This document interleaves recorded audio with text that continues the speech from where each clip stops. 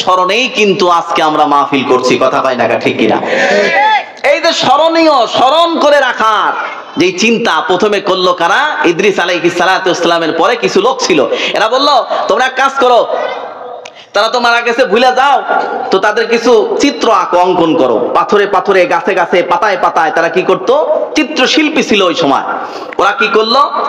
ওই অবয়ব এগুলো হচ্ছে চিন্তা করে অঙ্কন করলো তাদের ছবিগুলো, প্রতিমূর্তি তারা আঁকলো, প্রতিমূর্তি আঁকলো, মাঝে মাঝে তাদেরকে দেখে এবং তাদের জন্য স্মরণ করে এবং তাদের জন্য দোয়াও করে, মাগফিরাত কামনা করে। কার কাছে? জোরে বলেন, কার কাছে? আল্লাহর কাছে। এই এক প্রজন্ম চলে গেল, পানি আনছে নাকি? এক প্রজন্ম চলে গেল। এক প্রজন্ম চলে যাওয়ার পরে পরবর্তী প্রজন্ম এসে বলল, না, আমাদের আগের প্রজন্ম ওরা তো খালি ছবির উপরেই খালি কাম সেরে দিছে, এবার একটু বড় করে করা দরকার। তা কিভাবে? বলে তোমরা একটা প্রতিমূর্তি, একটা কাঠামো তৈরি করো এবং তোমরা সেটা ভাস্কর্য রূপে আকৃতি দান করো। তাহলে তোমরা মূর্তি বানাও, মূর্তি বানাও এবং তাদের চেহারাগুলো যেন আমাদের সে পূর্বপুরুষদের মতো হয়। এটা তারা তৈরি করলো। তৈরি করে তারা তাদের যে ইবাদত গৃহ ছিল সেই ইবাদত গৃহের পিছনে সেগুলো তারা প্রতিস্থাপন করলো। প্রতিদিন যেত, ইবাদত করত, তাদেরকে দেখতো এবং তাদের স্মরণ করত। এটাও ভালো ছিল, মাঝে মাঝে দেখতো, স্মরণ করত, ইবাদত তারা করতো না তাদেরকে। পরে আরেক শতাব্দী পরে আরেক প্রজন্ম আসলো, সেই প্রজন্ম এসে বসলো, বলল, এই এটা একটা কাজ হয়েছে, আমরা তো নেমো খারাম, বাপ জমি দিয়ে গেছে, বাপ টাকা সম্পদ রেখে গেছে, মস্তি মেরে খাইতেছি। হ্যাঁ, যাদের জমি জমার সম্পদ নিয়ে আজকে আমরা হচ্ছে জমিদারি প্রথা বা জমিদারি স্টাইলে চলাফেরা করছি, তাদেরকে তো এতটুকু স্মরণ করলে চলবে না, এর চেয়ে বেশি স্মরণ করতে হবে। কিভাবে? বলে এই মূর্তিগুলো পিছনে থাকার কারণে খুব বেশি দোয়া স্মরণ তাদের হয় না, অনেকে তো নামাজ পড়তেই আসে না, মানে ইবাদতের কথা বলছে ওই সময়। তা কি করো? এটাকে সামনে দিয়ে দাও, তাহলে বেশি মনে পড়বে। বাস, সামনে দিয়ে দিল। পরের প্রজন্ম এসে চিন্তা করলো, সম্ভবত এনারা যারা আছে এনারা আসলে আল্লাহর কোন দূত, আল্লাহর কি দূত, এই দূত মনে করে তারা তাদেরকে অতিরিক্ত ভক্তি করা শুরু করে দিল। কেউ চুমা খেলো পায়ে, কেউ মাথায়, তার মাথায় হাতে হাত, তার শরীরে রেখে, পায়ে রেখে, মানে ভাস্কর্যের পায়ে রেখে, শরীরে রেখে, তার মাথায় কদমবসি যেটা আছে সেটা তারা একে একে করা শুরু করে দিল।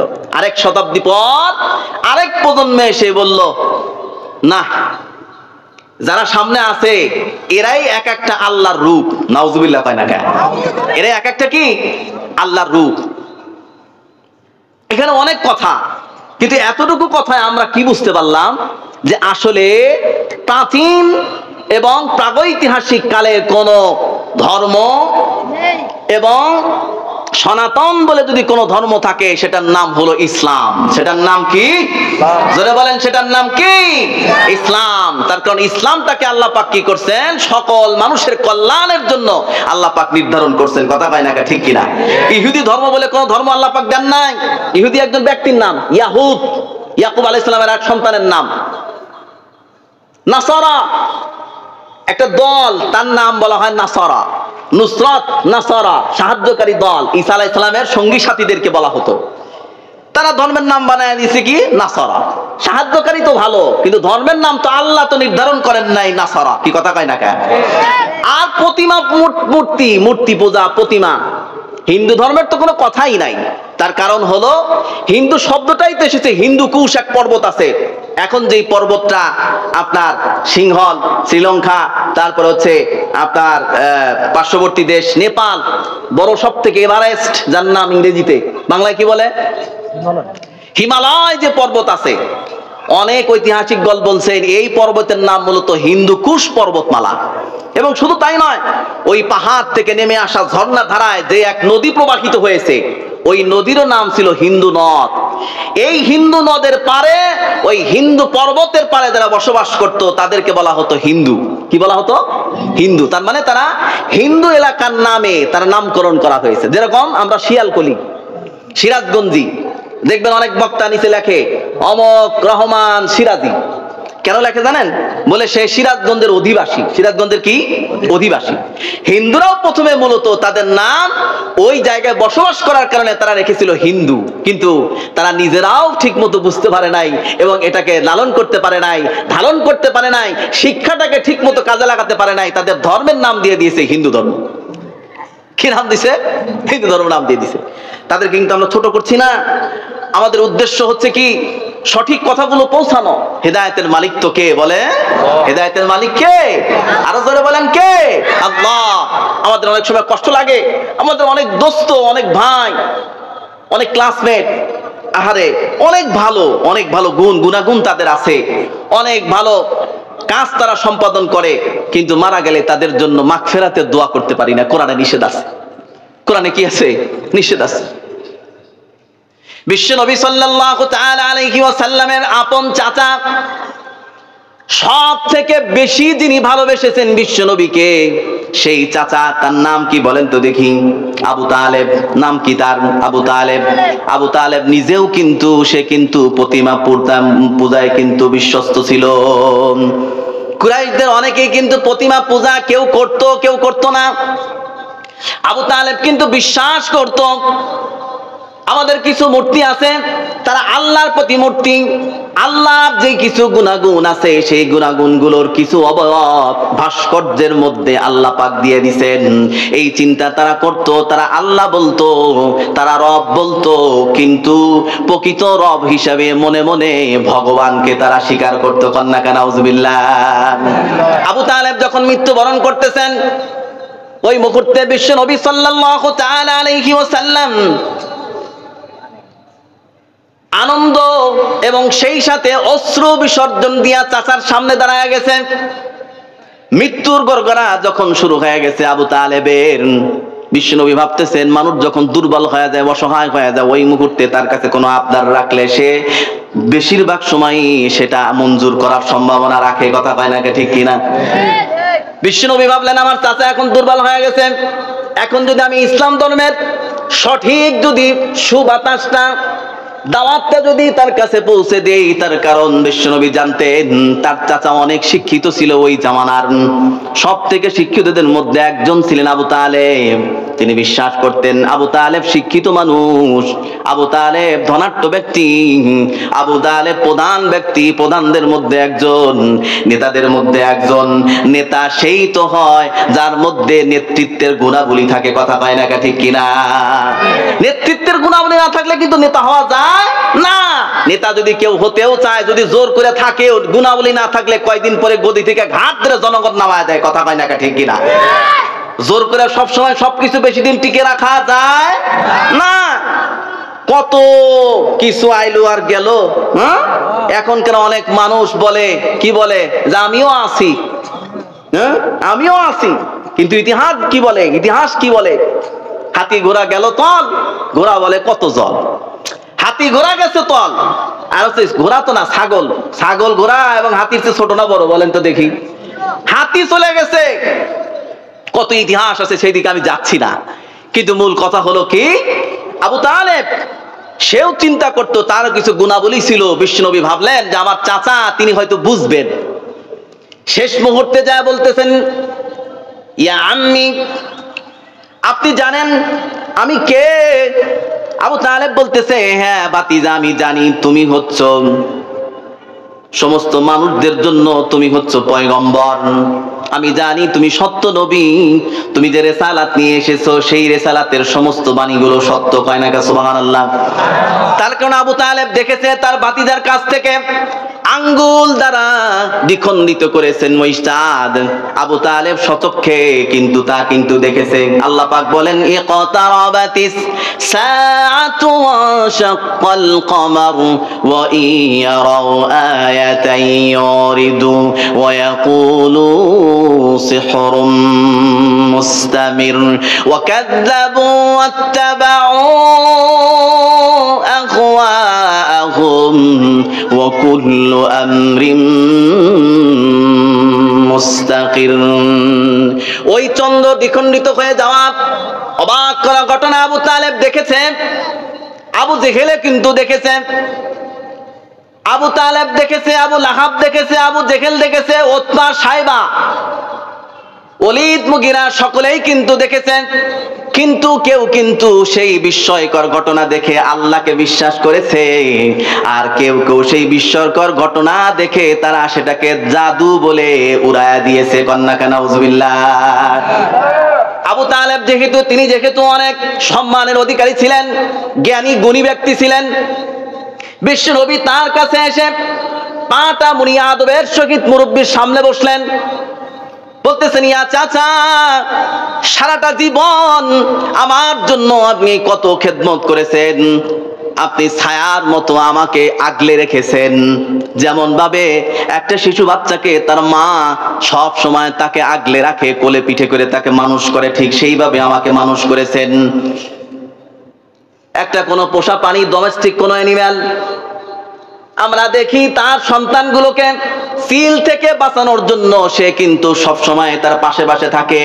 সে জানে চিলের চেয়ে তার শক্তি কম, কিন্তু যতটুকু ফোর্স তার আছে, চিল আসলে, শিয়াল আসলে, শকুন আসলে অতটুকু ফোর্স দিয়ে যখন তার সামনে দাঁড়ায়, তখন সেই শকুন এবং শিয়াল এবং কুকুরগুলো কিন্তু ওই শক্তি থেকে পরাজিত হয়ে পালায় যায়। কথা কয় না ঠিক কিনা? আবু তালেব কিন্তু একা ছিলেন, কিন্তু আবু তালেবের কিছু হুঙ্কার ছিল। সেই হুঙ্কারের বলে বিশ্বনবী একা থাকার পরেও কিন্তু কেউ কোনো আক্রমণ করতে পারে নাই। বিশ্বনবীর উপরে শারীরিক যত নির্যাতন এসেছে সব কিন্তু আবু তালেব মারা যাওয়ার পরে কিন্তু শুরু হয়েছে। তার আগে অপমান করত, কথা দিয়া অপমান করত, তাকে বিভিন্ন রকমের বিভিন্ন উপমা দিয়া পাগল বলে আখ্যায়িত করত, এইভাবে তাকে সম্বোধন করত। কিন্তু বিশ্বনবী মনে মনে কষ্ট পেতেন, কিন্তু শারীরিক কষ্ট তখনও কিন্তু শুরু হয় নাই। আবু তালেবের কাছে বিশ্বনবী চিন্তা করলেন, এই মুহূর্তে যদি চাচাকে বলি, ইয়া চাচা, আপনি একটা মাত্র বার শুধু আপনি ইসলাম কবুল করেন, যদি জোরে বলতে না পারেন আস্তে আস্তে বলেন, আন্নাকা মুহাম্মাদুর রাসূলুল্লাহ। চাচা বলতেছে, জানি তুমি আমাকে কি বোঝাতে চাও, আমি স্বীকার করছি তুমি সত্যবাদী নবী, কিন্তু রিসালাতের স্বীকৃতি আমি দিতে পারছি না। কেন না, যদি আমি এই মুহূর্তে রিসালাতের স্বীকৃতি দিয়ে দেই, তাহলে আবু জেহেল সহ যতজন লোক এখানে উপস্থিত হয়েছে ওরা সারাটা জীবন আমাকে লানত করবে আর বলবে মরার সময় বাপ দাদার ধর্ম ত্যাগ করে সে ইসলাম ধর্ম গ্রহণ করে সে বিধর্মী হয়ে গেছে, সে জাহান্নামী হয়ে গেছে। কন্যা কানা নাউজুবিল্লাহ। শয়তান যদি কাউকে যদি বিবেক শূন্য করে দেয়, তার জন্য কিন্তু আর কোনো হেদায়েত থাকে না। কথা কয় না কে? ওরাও কিন্তু সবকিছু দেখে, সব কিন্তু বোঝে। এই যে করোনার সময় কিন্তু আমরা দেখেছি সারা বিশ্বের সমস্ত মানুষরা, ডাক্তাররা তারা বলছে কি, কোয়ারেন্টাইনে চলে যাও, তোমরা ঘরের ভিতরে চলে যাও, শ্বাস প্রশ্বাস থেকে দূরে থাকো, মানুষের সঙ্গ থেকে দূরে থাকো, এবং তোমরা দূষিত যত জায়গা আছে, যত খাদ্য আছে, খানা আছে, সব থেকে তোমরা বিরত থাকো।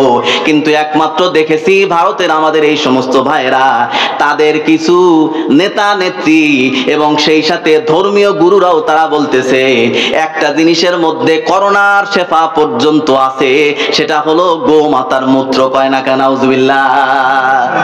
দেখছি কি করছে জানেন, নিচ থেকে নামতেছে পিছন দিয়া সমানে একের বার এক যায়, কলসি ধরে, লোটা ধরে, তারপরে হচ্ছে কি পাত্র ধরে, আর কেউ কেউ অতি উৎসাহী যায় বলে কিছু দরকার নাই, মুখটা পাইতে দেয় এরকম করে। ওরা কি চিন্তা করে, মা তো আমার, এ তো হচ্ছে কি পবিত্র, এবং এই পবিত্রর ভিতর থেকে যা বের হবে সবই পবিত্র। নাউজুবিল্লাহ। হয় না কেন? কোন প্রাণীর শরীর থেকে, দেহ থেকে নির্গত যে কোনো পদার্থ, সেটা পদার্থ থাকে না, ওটা হলো অপদার্থ। ওটা কি? দূষিত এক পদার্থ যার ভিতরে টক্সিন থাকে। মানুষ যা কিছু খায়, এই সব কিছু দুইটা চেম্বারের ভিতরে গিয়ে হচ্ছে সেগুলো জমা হয়। একটা হলো কি বৃহদান্ত্র, আর একটি ক্ষুদ্রান্ত। এই বৃহদান্ত্র ভেদ করে এটা একেবারে মল আকারে দূষিতর সর্বশেষ সীমা, ওই উচ্ছিষ্ট অংশটুকু আল্লাহ পাক কি করে দেন, মল, এবং সেই সাথে মানুষের প্রস্রাব হিসেবে আল্লাহ মানুষ এবং সমস্ত প্রাণীর শরীর থেকে সেগুলো বের করে দেন, মানুষকে রোগ মুক্ত রাখার তৌফিক দিয়ে দেন। কয় না কা সুবহানাল্লাহ। পানিকেও তৌফিক দিয়ে দেন। এখন বলেন, সমস্ত দূষিত পদার্থ একত্রিত হয়ে যেখান দিয়ে বের হলো আর যা হয়ে বের হইলো, সেটাকেই যদি কেউ যদি কি বলে আরোগ্য আর শেফা মনে করে, এটা পাগলের প্রলাপ ছাড়া আর কি হতে পারে? কথা কয় না কা ঠিক কিনা? অবাক বিষয় হলো, ধর্মের গুরুরা, ওনাদের যেন কি বলে, মন্দিরে থাকে ঠাকুর না, আর কি যেন বলে, গুরুদেব, গুরু ব্রাহ্মণ, আর একটা কি যেন নাম আছে, পুরোহিত। এই পুরোহিতরা তারা এসে বলতেছে, আমরা গবেষণা করে দেখছি যে গোমাতার যেই মূত্র আছে তার মধ্যে 36 রকমের শেফা আছে। ওরে সুবহানাল্লাহ, কোরআন হাদিস ঘাইটা গুটা মনে হয় যে এমন কিছু বাইর করছে, সব মানুষ এগুলো শুনে একের পর এক খাইতেছে। আচ্ছা বলেন তো দেখি, ওরা ধর্ম বিশ্বাস করে কি করে না? ধর্ম বিশ্বাস অন্ধভাবে করে বলেই তো ওদের ধর্মগুরু যা বলে তাই স্বীকার করে। কি কথা কয় না ঠিক কিনা? আল্লাহ কোরআনে কারীমের মধ্যে বলতেছেন, রাহবানিয়াতান ইবতাদাউহা মা কাতাবনাহা আলাইহি। ওদের ধর্মগুরু যা শিখায়, যা বুঝায়, যা খাওয়ায়, যা কিছু তাদের সামনে উপস্থাপন করে, এটাকে তারা অন্ধ অনুকরণ করে। কি অনুকরণ করে? অন্ধ অনুকরণ করে। কোরআনের আরো অনেক জায়গায় এই ধর্ম অনুসরণের কথা বলা হয়েছে, সেদিকে আমি যাচ্ছি না। কিন্তু আমাদের এই ভাই এবং এই আবু তালেব, সেও কিন্তু কি ছিল? তাদেরই সেই ধর্মের অনুসারী একজন ব্যক্তি ছিল। এবং এই জন্য কিন্তু এখন কিন্তু তাদের ধর্মের কিছু লোক তারা বলতেছে কি জানেন, যে কাবা ঘর এইটারে এখন কি করতে হবে? দখল করতে হবে। তার কারণ সেটা আমাদের হারানো সম্পদ, হারানো ঐতিহ্য, হারানো জমি, হারানো মাটি, হারানো দেশ আমাদের। ওইখানেই হচ্ছে আমাদের কি ছিল? আমাদের ধর্ম ছিল। ওই ধর্মকে মুহাম্মদ বিতাড়িত করেছে। নাউজুবিল্লাহ কয় না কেন? অথচ ওদের ধর্মগুরুরা কিন্তু এটাও জানে, ঋগ্বেদে কিন্তু স্পষ্ট রয়েছে, ইসলাং বিসলং লাইলং মুহাম্মাদং, আর কেউ নেই, একমাত্র আল্লাহ এবং তার একমাত্র রসুল হলো মুহাম্মদ সাল্লাল্লাহু আলাইহি ওয়াসাল্লাম। আমি আমার এক বন্ধুর কাছে শুনছি, হিন্দু বন্ধুর কাছে, যে ওদের কিছু কিছু ব্রাহ্মণ যারা কিনা আসলে সৎ, বোঝে ভালো কিছু, বিবেকটা হচ্ছে অন্তঃসার না, পরিষ্কার, এরা নাকি যখন ওরা মারা যায়, ওদের কিছু লোক যদি ওরা উপস্থিত থাকে, ওরা নাকি সেই কথাটাকে বলায়। মানে এটা সংস্কৃত ধর্মের একটা ভাষা, একটা শব্দ, একটা বাক্য, যার অর্থ হলো আল্লাহ ছাড়া আর কোনো মাবুদ নাই, মুহাম্মদ হচ্ছে একমাত্র আল্লাহর মেসেঞ্জার, প্রেরিত রাসূল। সুবহানাল্লাহ। এটা নাকি তারা বলায়, ইসলং বিসলং লাইলং মুহাম্মাদং, এই কথা নাকি তারা বলায়। যদি এই কথা যদি বুঝে বলে, সেই ইমানদার হয়ে যাবে। সুবহানাল্লাহ। সুবহানাল্লাহ জোরে কোন, আরো জোরে বলেন সুবহানাল্লাহ। আল্লাহ তাদের ইমানদার হওয়ার তৌফিক দিক, আমাদেরকেও প্রকৃত ইমানদার হওয়ার তৌফিক দিক। বলেন আমিন। বিশ্বনবী নিজের চাচাকে বারবার বলতেছেন, চাচা আপনি একবার হলেও আপনি স্বীকার করেন। চাচা যখন স্বীকার করতেছে না, বিশ্বনবী এবার বলতেছেন, চাচা আপনি শুধু এতটুকু বলেন, আশহাদ আশহাদ, তার মানে আমি স্বীকার করে নিলাম, বিশ্বাস করে নিলাম তুমি যা বলছো সেটা সত্য কথা। চাচা বলতেছে, না তাও আমি পারবো না। তার কারণ বাপদাদার ধর্মে চুনকালি দিয়া নতুন ধর্মে যাওয়ার কোনো সম্ভাবনা, কোনো রোগ আক্রান্ত হওয়ার সম্ভাবনা আমার নাই। যদি আমি এই ধর্মে যদি চলে আসি, সমস্ত যারা আত্মীয় স্বজন, যারা নেতা নেত্রী যারা আছে, তারা শেষ পর্যন্ত আমার কবরের উপরে যায় কিন্তু তারা আমাকে অসম্মান করার একটা সম্ভাবনা দাঁড় করায় দিবে। এতটুকু ভয়ে, মিছে কিছু ভয়ে, মিছে কিছু সম্মান এবং ভক্তি এবং শ্রদ্ধার আশাহীন তিনি নিজের ধর্মকে বাদ দিলেন না, ইসলাম ধর্ম তিনি কবুল করলেন না। চাচা মারা গেলেন, বিশ্বনবী কাঁদতেছেন, হু হু হু হু করে বিশ্বনবী ছোট বাচ্চার মতো কাঁদতেছেন। তার কারণ নিজের সামনে নিজের চাচাকে বেঈমান হয়ে মৃত্যুবরণ তিনি দেখতেছেন। কন্যা কেন নাউজুবিল্লাহ। বিশ্বনবী চিন্তা করতেছেন, আমার এই হাতে, আমার মুখের কথায় কতজন জান্নাতি হয়ে গেল, কিন্তু আমার একমাত্র যিনি সব থেকে বেশি আমাকে যিনি সেবা করেছেন, আমাকে যিনি সাহায্য করেছেন, আমার সেই প্রিয় চাচাকে জান্নাতে নিতে পারবো না, এর চেয়ে দুঃখ আমার জীবনে আর কিন্তু হতে পারে না। আল্লাহ পাকের কাছে দোয়া করলেন, হায় আল্লাহ আমার চাচাকে তুমি মাফ করে দাও, আমার চাচা কি করে দাও, মাফ করে দাও।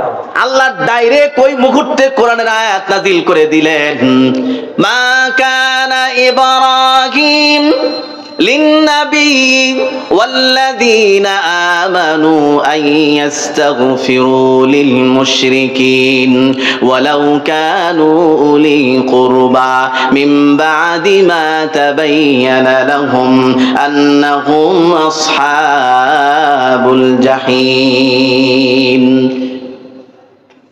যারা মুশরিক হয়ে মারা যায়, অবিশ্বাসী হয়ে যারা মারা যায়, সে তো নেমো হারাম। জীবন ভর সে আমাকে অস্বীকার করেছে, জীবন ভর সে আমার আলো বাতাস খেয়েছে, জীবন ভর আমার দেওয়া শক্তি দিয়া পৃথিবীতে চলেছে, আমার দেওয়া শক্তির বড়াই দিয়া সে পৃথিবীতে ক্ষমতার বাহাদুরি দেখিয়েছে। কথা বলেন না ঠিক কিনা?